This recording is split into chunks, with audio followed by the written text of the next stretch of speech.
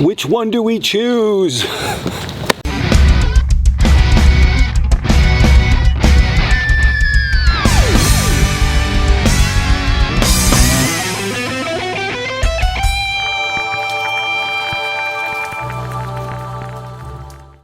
What's up guys, Dan here, Coalcracker, Bushcraft. So axe, Tomahawk, which one should I be carrying? Can I even carry one of these? Because Dan's always saying to carry one of these. Well, today I'm going to shed some light on both of these for you and then let you decide. So here at Coalcracker, we do love carrying axes along with us, a very traditional tool, but this is also very traditional also, and that's a Tomahawk.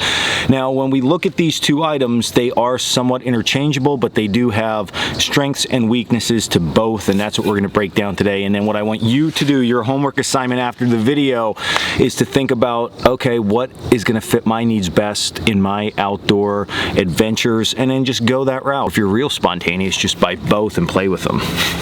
So any kind of handled cutting tool, okay, be it one of these two, we can really break down into three categories: heavy use, medium duty, and light duty. So let's just break them down and then we'll just go back and forth with each one. So when we think about heavy use, in my mind, what we're generally going to be doing is cutting down trees. We're going to be bucking up logs and like heavy chopping, so splitting out like bigger pieces of firewood. All right, so when it comes to all that heavy duty work that we just described, an axe definitely beats this one out. I could say outweighs it, and the reason I'm saying that is when any of those things is happening, if it's cutting down a tree, if it's cutting logs or splitting logs or bucking logs, that's when you have your whole log and you're cutting it into portions. Penetration is going to be one of the most important things. So the heavier the head on the tool, the more penetration you're going to get, okay? So that is an important factor. Tomahawks are generally smaller and lighter. Axes generally have a bigger, heavier head on them, so they're going to get more penetration. So axe wins out in that heavy duty contest. All right, so next we come to medium duty type cutting. So in my mind, when I think of medium duty type cutting, I'm thinking of small saplings, stuff that's like an inch or smaller. I'm thinking of cutting sticks to length. I'm thinking of splitting small sticks for projects, cook systems, and things such as that. So in that case, we don't need as much penetration. We still need some cutting power, okay, but we don't need a lot of penetration. So in that case, all right, these get really, really close together, okay? And the reason that I say that is because depending on the head weight of your axe, okay, and what this actually is ground down to, okay, what the grind is like, how thick this bit is, all right, this might not cut that smaller stuff as nice as something like this. We can get more speed out of this, okay, to cut through that small stuff, where this we're gonna have to rely on a little bit more power and muscle, okay? So these two, in my opinion, in that medium duty category, are very close together. And then in the fine cutting category, okay, we teach with an axe how to choke up and then utilize the tip of this in order to carve items and cut very precise cuts. You can even process meat and stuff with your axe if you have that skill set. But the problem with this is, again, the weight of it, and you have this big long handle that is generally going to be a lot longer than a Tomahawk handle, as you could see here, and this is even a short axe.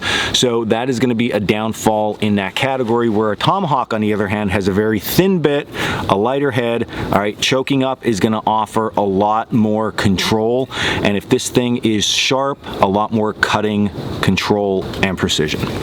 So in that light duty, honestly, depending on the axe, this wins out a little bit. So at this point, just breaking that stuff down, okay, we have somewhat of a tie. So that's going to be a hard decision now. Like, what way do we go? Well, there's one last thing that really separates these two, and that is the way the handle is hafted to the head of the item. So with an axe head, okay, the handle goes from the bottom of the axe up and through, and then there's a wedge, sometimes a metal wedge also put in here.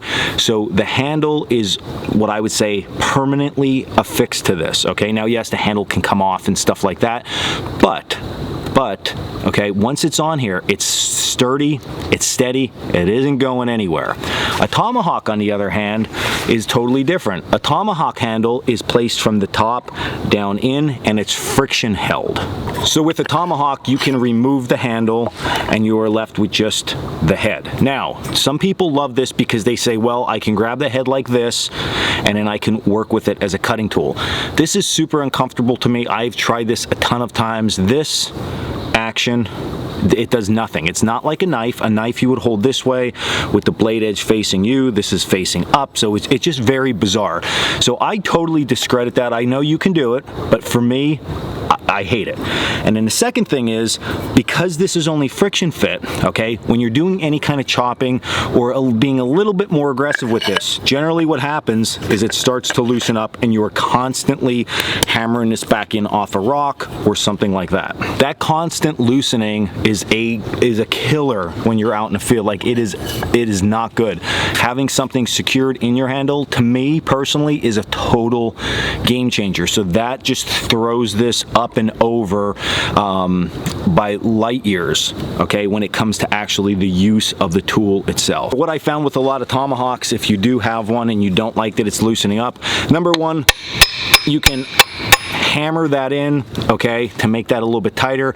And you can always do, which we just did recently in a video, we could put that wrap with bank line and super glue it. That would lock this thing in place. You can always get that off if you would need to, but that is the biggest downfall with these things that I don't like. I also think that the handle shape on these Tomahawks is not as conducive as an axe. You notice that they're very straight, and they have to be because they have to go through that eye, where an axe handle, okay, look at it, opens up here, more comfortable. The shape, okay, is more oval, less round. Again, to me, more comfortable, and it just wins out in that category. So why do Tomahawks set up like this? Well, they are set up like this because if you do break a handle from actually throwing them, and it didn't stick. If you're throwing your Tomahawk and you break the handle, you can make an easy one in the field.